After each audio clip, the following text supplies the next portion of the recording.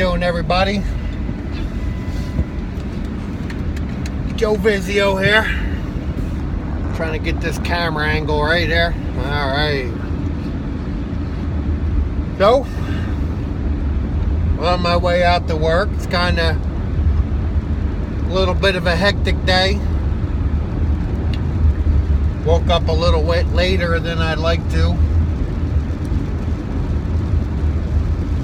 My daughter stayed over at her grandparents, so my wife's parents. Had a new place to see today. Somebody is unhappy with their current services and would like to see if I can make them happy. I'm not putting too much promise on this one because this is a picky bitch here. Lady, I don't know what you expect for the money you want to pay, but you know, I'll give her a try. So obviously I got something I wanted to say, so here we go. First I want to say thank you very much, Belle Michelle. The wine bottle field trip was a very nice ceremony, very nice thing to do. It's good symbolism. And you know, my friend was in tears. The whole thing, the wine bottles, the reading of the story. It's kind of something when you hear your story being told to you. Even if it is yourself that is telling that story, when you sit and you listen to it and you get to see it, you get to hear it from the other side of that fence. It kind of gives you that second to be able to sit there and just, man, I've been through some shit.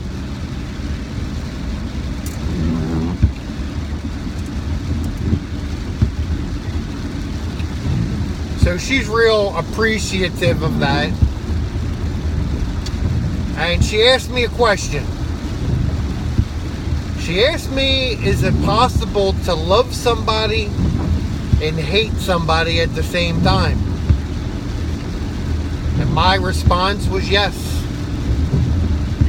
I said, you could be in love with that image that you have of somebody or what they should be, and hate the reality of that person. And it can be some pretty confusing feelings that can tear you into different directions. I have that same problem myself. For the longest time, I had that with my father. Now I just absolutely despise the man. I have that problem with my mother now.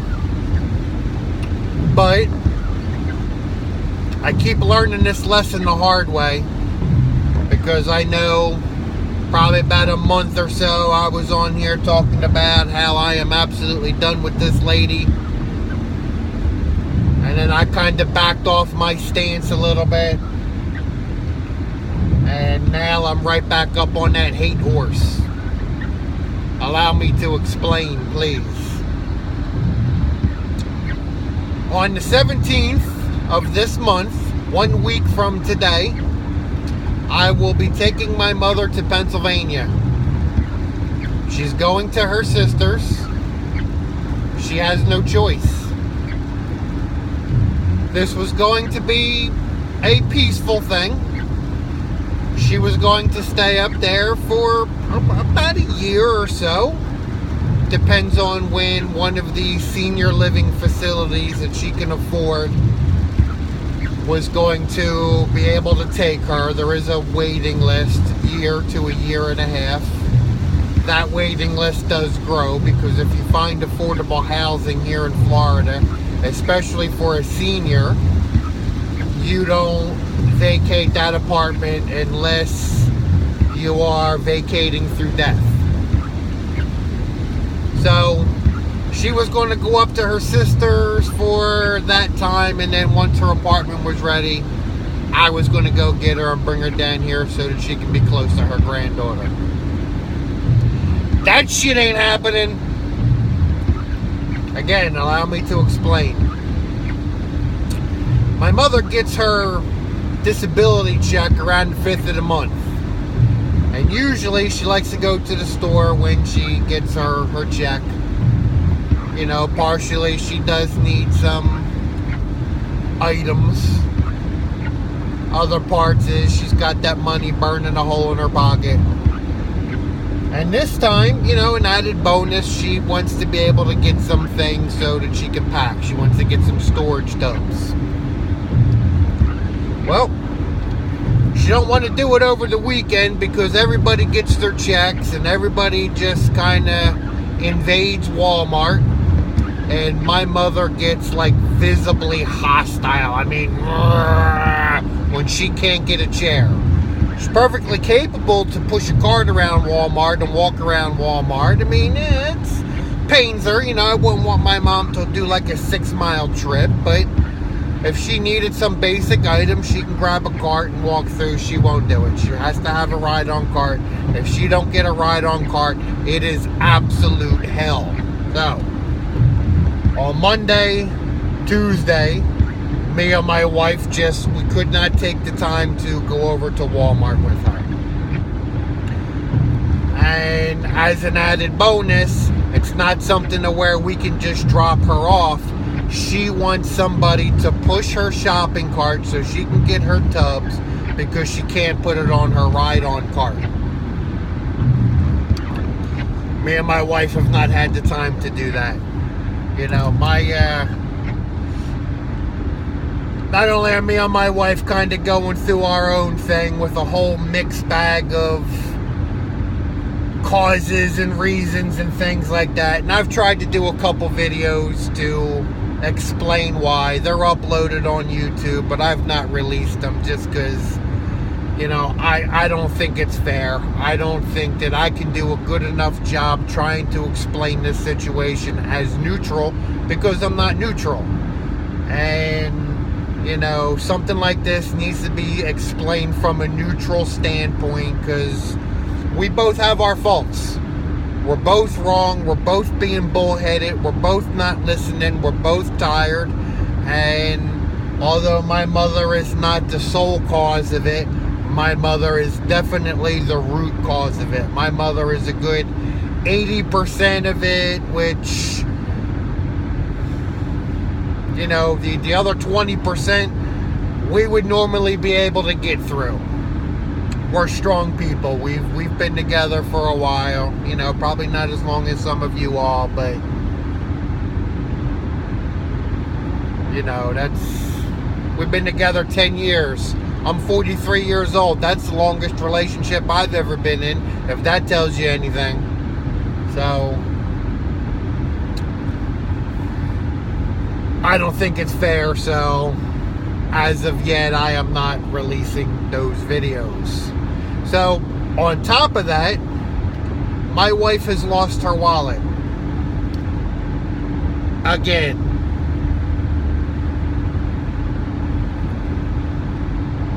If my wife could tell her side on that, she would be the one that would say that I lose my wallet, which is not the case. I forget my wallet.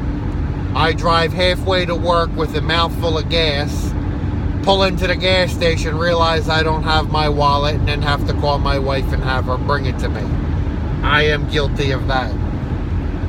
My wife goes into a store, puts her wallet down on the counter, and then walks out of the store without her wallet.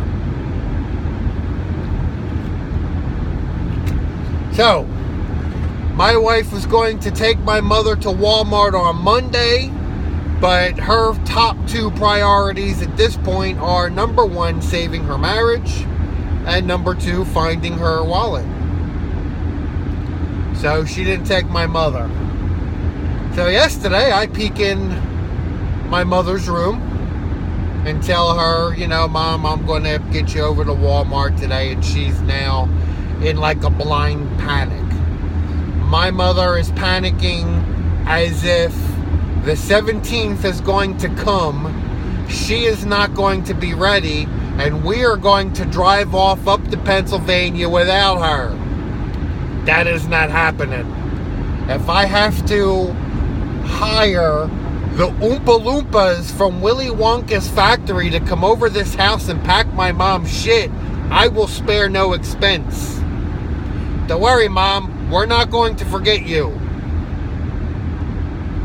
So as I'm trying to explain this to my mother in a nicer way, she is just getting even more panicked about it and how she's abused and nobody cares about her. And, I told her, I said, Mom, my marriage is melting down right now. I mean, I really don't need this. Just calm down. We're going to get everything taken care of.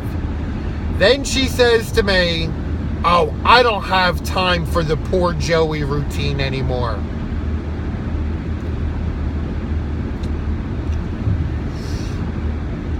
Okay, Mom. Don't worry about it. Just, I don't care what you got to say. Stop the panicking. And that's exactly what I said to her.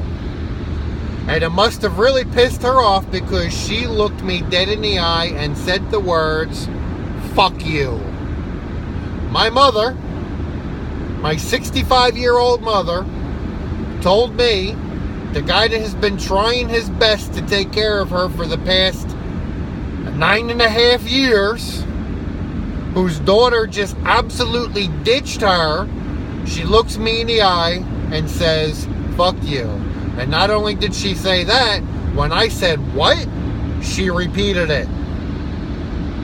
I told her, Mom, I said, if you ever say anything like that to me again, I will drop you off up there and you will never hear from me again. It's been 8 years since the last time I've spoken to my father. Would you like to call my bluff? And she sat there in her chair with her grumpy cat look on her face, like she's just been so victimized. I've had it. Let's rewind for a second. Monday night, I'm kind of, not feeling so good. Me and my wife are kind of really digging into those roots. We are finding a solution. We are getting ourselves better. We are realizing what is going on and what is important. But, I'm kind of in a bad state. And I have been thinking absolutely about smoking my brains out. I want nothing more than to buy a pack of cigarettes and smoke the whole friggin' pack in one sitting. And as I'm sitting in front of a store, I tried to call my wife just maybe for that encouragement. I couldn't get a hold of her. So I called my mother. And, Mom, I feel like I want to smoke so bad. My mom said, son, don't do it.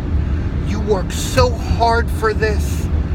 You don't want to give up all that hard work now. It's bad. Just look at me. Don't do it, son. Don't do it. I love you. I want to see you live. Nah, she didn't say that. No way. She said, get a pack for me too. I want to smoke too.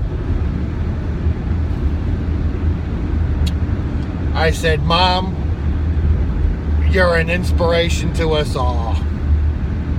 And she said, yeah, I know, it's all my fault. And that was the end of the conversation. So, I've already made the decision since yesterday, since the fuck you, that I'm dropping her off up there and she's not going to see me anymore. If my wife wants to allow her to have video phone chats with her granddaughter, she's more than welcome to, but I don't even know about that anymore, because come to find out, and I made a video about this where I had suspected my mother of telling my sister about this channel. It's kind of been confirmed. And as my daughter was, I guess, in my mother's room, my mother's talking to my sister, and she starts telling my daughter, say hi to Mary, say hi to Mary, come over here. My daughter knows. My wife said she heard my daughter say no, and and she turned and she walked out of the room. So, in those times where my mother is talking to my sister, and I made videos about that. I made videos about her telling my sister about this channel, which all goes back to my big narc. So imagine, if you will, a person who has separated himself from that side of his family, does not want them to know anything, good or bad, going on in my life. Now, me and my wife have come up to a pretty deep river of bullshit we're trying to wade ourselves through. Now my sister gets to go back to my father and tell him that my marriage is falling apart.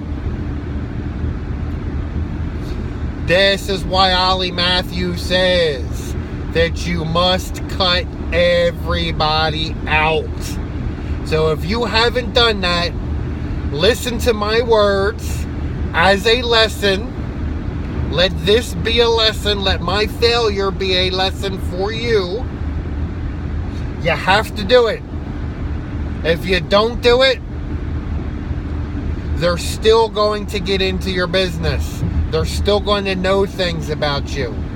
If I won the lottery, I don't want my father to know. If my marriage falls apart, I don't want my father to know. If I save a burning school bus full of puppies, I don't want my father to know. I don't want him to know anything. I don't want my sister to know anything. And my mother is supposed to be a somewhat of a trusted source. And she is not. And although I knew that, although I have been taught that, I chose to ignore what I was being taught. So, I have nobody to blame but myself. Suck it up, Buttercup. This one's on you, buddy. You didn't listen. So, that's my plan. That's where I'm at. I'll be gone for probably, for definitely for a week. Because once me and my wife dropped my mother off at her sister's house, we're going to have my daughter with us, and we're going to take us a little vacation. We're going to rekindle as a family.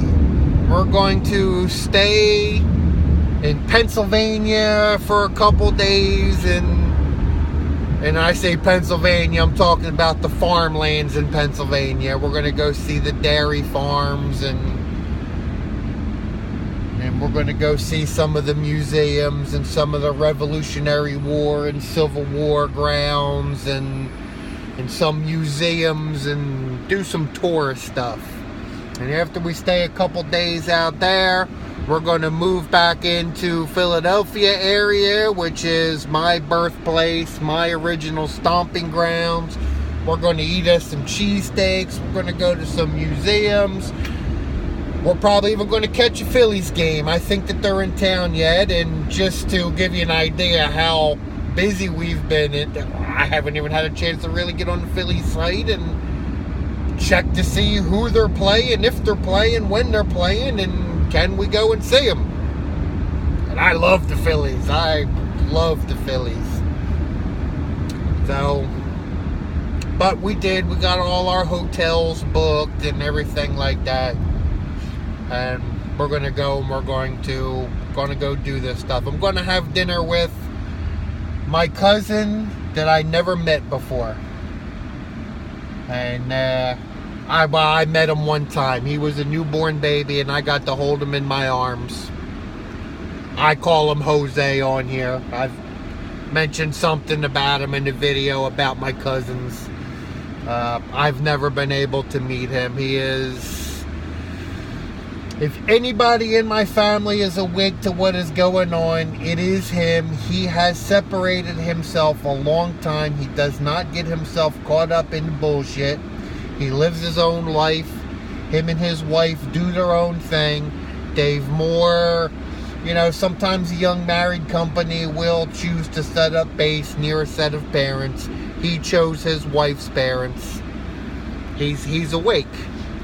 And just the other day, you know, we kind of got to talking a little bit about this revolving his brother, my other cousin Dominic, and some of the troubles that he's stumbled himself into. Pretty much basically because he wasn't listening. He did not separate himself from this family as much as he needed to. And when his father passed away, the grief of that was so overwhelming to him, he allowed himself to get sucked back into the bullshit. And now he's got himself a pretty decent hole to climb out of. And I don't know if you're ever going to listen to this, Dominic. You know, buddy, I'm with you. I know how it is, and whatever I can do for you, I'm here, man. So, as I was talking to Jose, and we were just kind of dabbling into this a little bit, he says, you know, I absolutely cannot wait to be able to chat with you face to face. So, we're on the same page.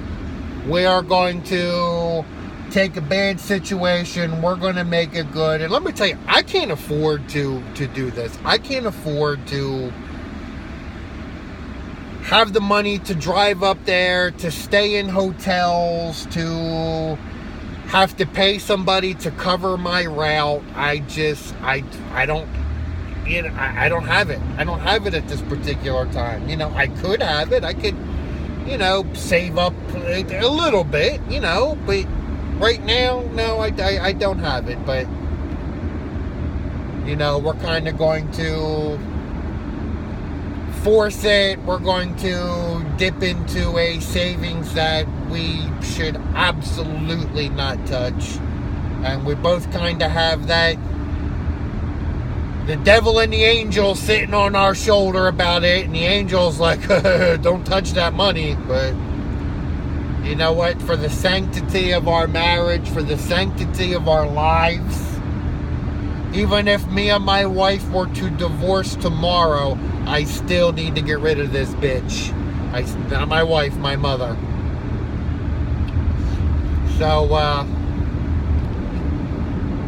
that's my State of the Union address. That's where I'm at. So here we go, huh? So I'll probably make a few videos.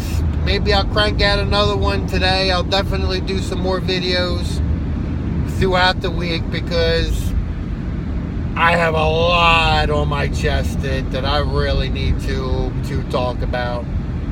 You know, maybe we might not find a hidden lesson in there, but, you know, Joe needs to have some FaceTime with this camera and sort of few things out. And as always, you guys are always more than welcome to listen to what's going on in my life, good or bad. I always welcome the comments and suggestions, because if there's anybody else in the world that can understand what I'm going through, it's anybody that seeks out one of these videos and is looking for answers for themselves. We know that. So, again, thank you everybody for the responses to the Davenport video. That was a hard one to do. My friend was actually pretty shocked that I even remembered what wrist it was that she cut, because she did not write that in her thing. I added that. I did kind of change some things in there to just make it flow a little bit better, and then if I remembered things such as that there, I just went and put it in there. You know, I asked her last night if she still had the scar, and she sent me a picture of it. So this is true events. This isn't somebody looking for attention or anything like that. This is true events. So guys, thank you very much. I appreciate everything you give me. I appreciate everything that you can take from me. Whatever it is, whatever you think you can get from me, whatever I think I can get from you. That's why I love this community. Because deep down, there's a lot of caring there. There's a lot of understanding. We all know. Thanks a lot, guys.